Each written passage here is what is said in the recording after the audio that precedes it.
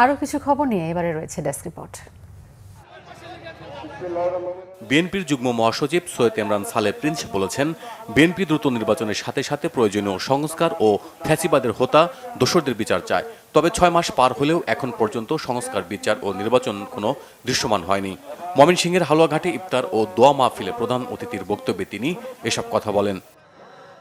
বিএনপির কেন্দ্রীয় নেতা অ্যাডভোকেট এম রুহুল কুদ্দুস তালুকদার দুলু অন্তর্বর্তী সরকারকে উদ্দেশ্য করে বলেছেন, এমন আইন তৈরি করতে হবে যে আইনের মাধ্যমে ধর্ষকদের দ্রুত বিচার হবে, শাস্তি হবে 90 দিনের মধ্যে।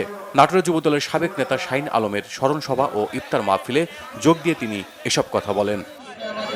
বিএনপি চেয়ারপারসন বেগম খালেদা জিয়ার রোগ মুক্তি কামনায় পথচারী ও সাধারণ জনতার মাঝে ইফতার বিতরণ করেছে জিয়া পরিষদ ঢাকা মহানগর। নিউ মার্কেট ও কামরাঙ্গীরচর থানার ব্যবস্থাপনায় এলিফ্যান্ট রোড এরোপ্লেন মসজিদের সামনে এতে উপস্থিত ছিলেন পরিষদের মহাসচিব অধ্যাপক এন্তাস এবং ঢাকা মহানগরীর সভাপতি অধ্যাপক আবুল কালাম আজাদ।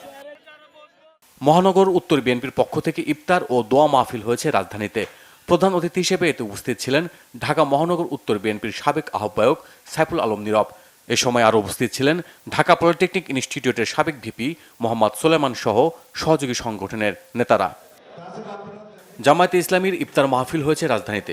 বিকেলে মহানগরী দক্ষিণের চকবাজার থানার উদ্যোগে বকশীবাজার কারা কনভেনশন সেন্টারে এতে প্রধান অতিথি হিসেবে উপস্থিত ছিলেন দলটির সেক্রেটারি জেনারেল অধ্যাপক মিয়া গোলাম পরোয়ার। দেশব্যাপী নারী ও শিশুদের নিপীড়ন, ধর্ষণ ও সকল প্রকার নির্যাতনের বিরুদ্ধে বিক্ষোভ মিছিল হয়েছে শরীয়তপুরের ডিএমখালীতে। শহীদ সিরাজ শিকদার ডিগ্রি কলেজ আয়োজিত প্রতিবাদ ও বিক্ষোভ সমাবেশে শিক্ষক ও সাধারণ শিক্ষার্থী ছাড়াও এতে অংশ নেন স্থানীয়রা। অনুষ্ঠানে শিক্ষার্থীরা ধর্ষণের সর্বোচ্চ শাস্তি, মৃত্যুদণ্ডের দাবি জানান। জুলাই অভ্যুত্থান পরবর্তী বাংলাদেশ বিনির্মাণে committee for alternative development foundation CADF এর ভূমিকা তুলে ধরা হয়েছে রাজধানীতে। জাতীয় প্রেস ক্লাবে আয়োজিত অনুষ্ঠানে জানানো হয়, আকিজ গ্রুপের চেয়ারম্যান শেখ নাসির উদ্দিনের নেতৃত্বে ও বেক্সম্যানের সহযোগিতায় গবেষণা, শিক্ষা, দুস্থ সহায়তা এবং জুলাই অভ্যুত্থান পরবর্তী বাংলাদেশ বিনির্মাণে নিজস্ব অর্থায়নে বিভিন্ন প্রকল্প পরিকল্পনা গ্রহণ করেছে প্রতিষ্ঠানটি।